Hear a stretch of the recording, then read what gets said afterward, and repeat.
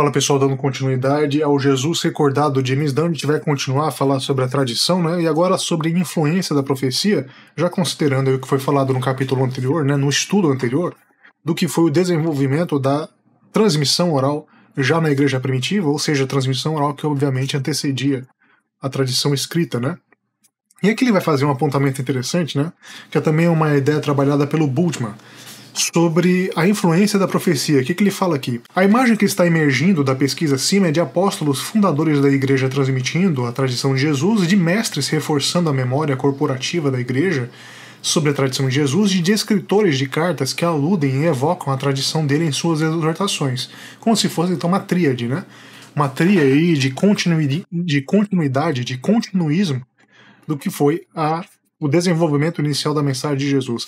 A ideia, inclusive, que é trabalhada pelo James Dunn de forma indireta, mas de forma direta pelo Caseman e pelo Bultmann, é que o desenvolvimento gradual teológico já ocorreu nos primeiros anos do ministério de Jesus. Então a gente já teve sim um desenvolvimento da primeira teologia. A questão só que o desenvolvimento, daí que a gente faz o desenvolvimento, trabalha a ideia do desenvolvimento tardio de teologias tardias, que foram tão incorporadas ao credo, de modo que essas teologias tardias não participavam do credo da igreja primitiva. Ele continua aqui, página 256. Esse quadro é contestado de maneira mais séria pela suposição comum de que as declarações proféticas nas igrejas primitivas frequentemente foram adicionadas à tradição de Jesus. Por quê? Porque, em regra, as declarações proféticas não eram trabalhadas por aquele que professava. Era um profeta falando em nome de outro. Então, existe sim a discussão corrente de que parte das declarações de Jesus, registradas enquanto provenientes de Jesus, foram decorrentes de profetas errantes, itinerantes, carismáticos, enquanto terminologias trabalhadas na obra, de que falavam em nome de Jesus, já naquela época. Ou seja, a profecia em nome de Deus. A profecia assim vos digo, etc, etc, que perdura até os dias de hoje. Que na verdade é uma forma de você conferir a autoridade, né? Você fala, não, eu estou profetizando algo, mas não sou eu quem falo, é Deus. Aí que ele continua. A afirmação não é simplesmente que a tradição anterior foi modificada de maneira radical, não pelo ensino da igreja. A modificação, pelo James Dunn, pelo que ele fala, a modificação ela é concreta, né? Ela já é estabelecida. Mas sim que as declarações proféticas foram ouvidas como palavras de Jesus, aceitas como tal e incluídas no estoque que a igreja tinha da tradição de Jesus para serem divulgadas amplamente no devido tempo, sem que ninguém considerasse necessário continuar a identificá-las como profecias, palavras do exaltado Jesus. Daí que a gente fala da inerência da mensagem atribuída a Jesus, que muitas vezes não decorre de Jesus.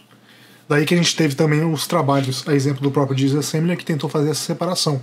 O que é que foi dito de fato pelo Jesus, na forma como ele falava, no âmbito discursivo, no estudo do discurso, como ele teria dito tal coisa, e o que foi depois inserido ou então criado, de fato criado e colocado na boca de Jesus. Ou seja, uma afirmação artificial depois catalogada, né, colocada no estoque, por terminologia utilizada pelo James Dunn, de ditos de Jesus. Aí aqui ele coloca a citação do Bultmann. A igreja não fez distinção entre essas declarações de profetas cristãos e os ditos de Jesus na tradição, pela razão de que até mesmo ditos dominicais na tradição não eram pronunciamentos de autoridade passada, mas os ditos do Senhor ressuscitado, que é sempre um contemporâneo para a igreja. A ideia, portanto, da exaltação do Jesus pós-ressurrecto e daqueles que professavam também reverberando o que seria a vontade de Jesus, inicialmente não foi separado pela igreja. E aqui ele citando Caseman não hesitou em especular que incontáveis ditos, entre aspas, de Cristo, revelados através da boca dos profetas, entraram na tradição sinótica como ditos de Jesus. Por quê? Porque os profetas falavam com autoridade, emanando a autoridade não só de Deus, mas do próprio Jesus Cristo, que já na tradição corrente da igreja primitiva era o ressurreto. O Jesus ressurreto. Ele, citando Eugene Boring aqui, conclui que uma quantidade substancial da tradição de Jesus foi influenciada pelo uso profético ou decorre diretamente de enunciados proféticos. Por exemplo, de acordo com Boring, 15 frases em que do evangelho que aquele que todo mundo fala que o James Dunn não adota, né? Provavelmente se originaram como enunciados proféticos. embora em Marcos, no máximo 12, 11 em unidade de ditos, sejam provavelmente de profetas cristãos. Ou seja, a ideia da profecia corrente, que inclusive usava da autoridade de Jesus Cristo, já era algo inerente à igreja primitiva.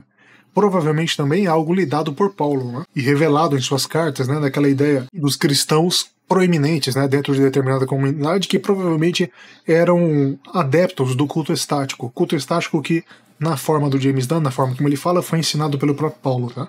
Ou seja, o Paulo em si, não levando a sério algumas das manifestações estáticas, a exemplo da glossolalia, foi ele próprio aquele que ensinou parte do culto estático. Essa é uma especulação, tá, que é colocada pelo Bultmann, pelo Kasman e é replicada pelo James Dunn. E aqui ele vai falar quão bem fundamentada essa hipótese. Ele desenvolve a ideia. E dentro do desenvolvimento dessa ideia, ele parte para a comparação residual, ou seja, daquilo que foi falado, rememorado enquanto dito de Jesus, em confronto daquilo que estava sendo profetizado. Por quê? Porque a igreja primitiva provavelmente rejeitaria a profecia contrária aos ensinos de Jesus. O que ele fala aqui? Em primeiro lugar, qualquer profecia que afirme ser do Cristo exaltado teria sido testada, comparada com o que já era conhecido como o tipo de coisa que Jesus havia dito. Por quê? Porque é algo muito discrepante, algo fora daquele prisma de citações e também de parábolas emanadas de Jesus, algo fora disso seria prontamente descartado, já que a oralidade não admitia substituição automática por simples autoridade. A oralidade, por isso que era falado nos primeiros séculos, que a transmissão oral ela era muitas vezes mais confiável que a tradição escrita. A tradição oral era mais confiável que a tradição escrita, porque a escrita pode ser falsificada. E na ideia inicial, na tradição oral, aquilo que era rememorado, inclusive palavra a palavra, expressão a expressão, isso não poderia ser falsificado, tendo em vista a tradição dos antepassados. E aqui continua o James Dunn. Isso novamente implica a existência, na maioria das igrejas, de tal cânone. A palavra não é apropriada, né? Porque a formação do cânone aqui é tardia. Da tradição fundamental de Jesus. Então ele já coloca que a tradição fundamental ela era inerente na formação da igreja primitiva e que qualquer palavreado inserido na boca de Jesus provavelmente seria compensado ou então comparado ou extirpado enquanto falso. Em outras palavras, ele continua aqui na página 273. Aqui emergimos um novo critério interessante e potencialmente importante para o reconhecimento da tradição original de Jesus. Por que tradição original? Quando a forma como James Dunn trabalha a obra é de sempre retornar àquilo que foi de fato afirmado, dito pelo Jesus. Pelo Jesus quem? O terreno. De modo que qualquer afirmação que foi colocada na boca de Jesus, obviamente ressurreto, talvez por profecia, decorre originariamente de uma substituição de termos, né? Uma substituição de pessoa, substituição de autoridade, utilizando a tradição oral do Jesus ressurreto para validar uma profecia também oral, que depois seria colocada por escrito no papel. Qual que é esse novo critério? Um critério inverso de coerência. Quanto menos um dito ou tema dentro da tradição de Jesus for coerente com o restante da tradição de Jesus, mais probabilidade haverá desse dito ou tema remontar ao próprio Jesus. Em suma, a ideia de Bultmann, porque ele trabalha essa ideia dentro da ideia de Bultmann, a ideia de Bultmann de uma atividade profética vigorosa nas igrejas mais antigas, que fazia acréscimos substanciais à tradição de Jesus, dificilmente é confirmada pelo que sabemos sobre a atividade profética. Por quê? Porque na ideia do Bultmann havia então os profetas errantes carismáticos, aqueles que eram os andarilhos citadinos, né? Que faziam às vezes de proferir palavras que eram ditas por quem? Pelo Jesus ressurreto. E essas palavras a pessoa rememorava, não, Jesus falou isso, por meio de quem? Por meio de tal profeta. E aqui ele continua, e nosso conhecimento de como as profecias foram recebidas nas igrejas mais antigas levanta um ponto de interrogação substancial contra qualquer alegação de que características atípicas ou distintivas dentro da tradição de Jesus se originaram a partir da atividade profética.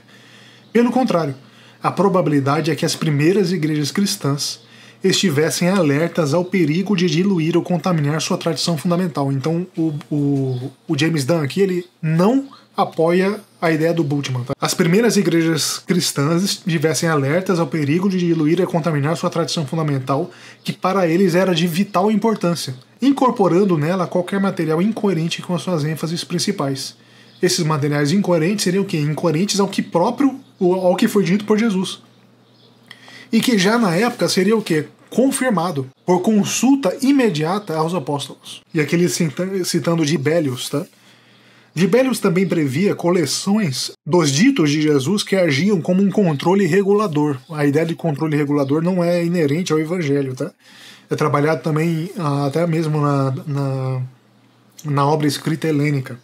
E impediam que mais do que algumas palavras inspiradas entrassem na tradição de Jesus, mas nunca explicavam a lógica do que ele tinha em vista. Observe também a insistência de Bohr de que a tradição e o espírito se uniram no início do cristianismo, e sua conclusão de que Marcos estava desconfiado da profecia cristã. Daí depois ele discorre sobre a tradição oral, já entrando num outro subcapítulo, citando dentro da tradição oral diversos autores. Ele cita aqui o Herder, o Bultmann, o Mowley, o Gerhardson, o Koester, e ele vai falando sobre a posição de cada autor, o Kelber, sobre o que era o desenvolvimento da tradição oral e suas divergências. Portanto, o desenvolvimento da tradição oral ele é corrente, ou seja, ele é pacificado, algo inerente então à formação do desenvolvimento também do próprio evangelho sinótico, evangelhos sinóticos, só que em estudos quase que antagônicos. Daí que a gente tem também a formação do que seria a confiabilidade profética da época. Será que já naquela época, ou seja, nos primeiros anos, nas primeiras décadas da igreja primitiva, já havia a tendência depois colocada com tanto costume nos séculos seguintes, aquela ideia de falsificação de ditos? Será que isso já existia já na igreja primitiva?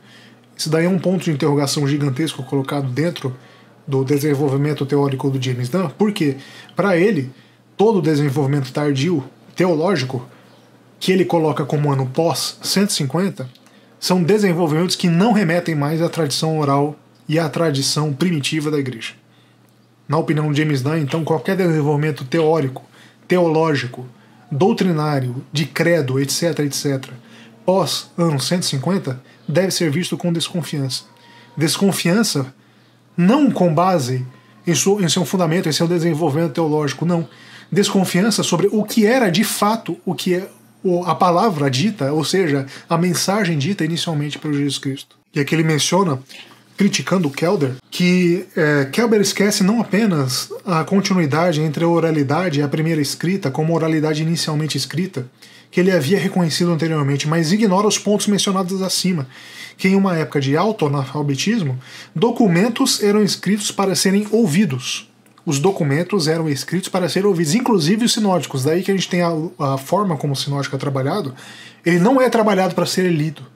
Isso que é o mais interessante, isso é trabalhado por diversas obras. Tá? Os sinóticos não foram trabalhados para serem lidos, assim como as cartas paulinas, principalmente Coríntios, Romanos, Gálatas, etc. Excluindo as pastorais. Né? As cartas e também os sinóticos, eles foram escritos para serem ouvidos. E que a leitura também poderia ser comparada, ele continua aqui, a uma performance. Porque a leitura era o sujeito com a escrita falando a um público, também fazendo entoações, ou seja, ele fazia quase que uma performance teatral.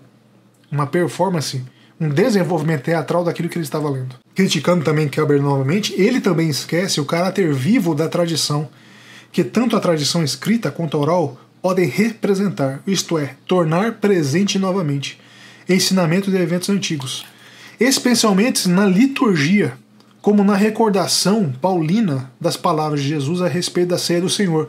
E aqui eu até coloquei uma anotação rito eucarístico, porque se a gente está falando aqui da rememoração da tradição oral, das palavras de Jesus em 1 Coríntios sobre a ceia do Senhor, será que nós já estamos presentes aqui, já vislumbrando o início do que seria o rito eucarístico no primeiro século?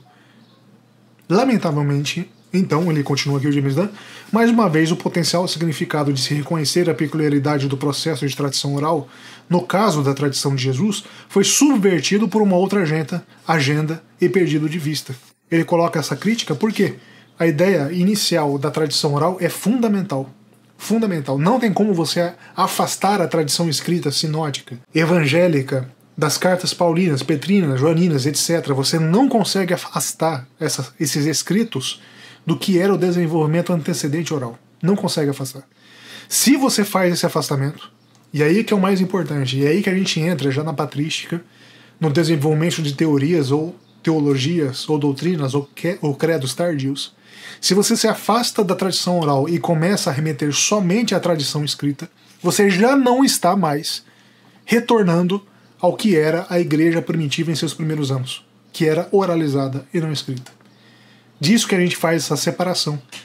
O desenvolvimento eminentemente escrito de uma teologia depois infundada na igreja corrente, depois de séculos, já por ser somente escrita, ou seja, inicialmente escrita, teorizada na escrita, já por ser tratada dessa forma, não remete mais à tradição oral. Não remete mais à tradição oral. E como que você vai fazer esse retorno? Qual que era o retorno? Como que a igreja depois desenvolveu um método também por decorrência da própria reforma?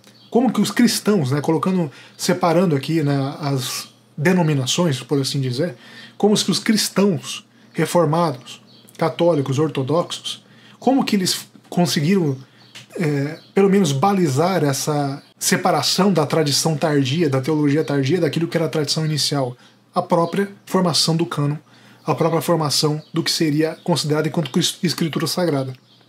Então, quando a gente remete à escritura, eu falo aqui, os cristãos que utilizam essa metodologia, eles não estão aqui fazendo uma simples remessa. Ah, não, a escritura foi inspirada, vamos acatar isso daqui. Não. Está sendo desenvolvida uma remessa à tradição cristã primitiva.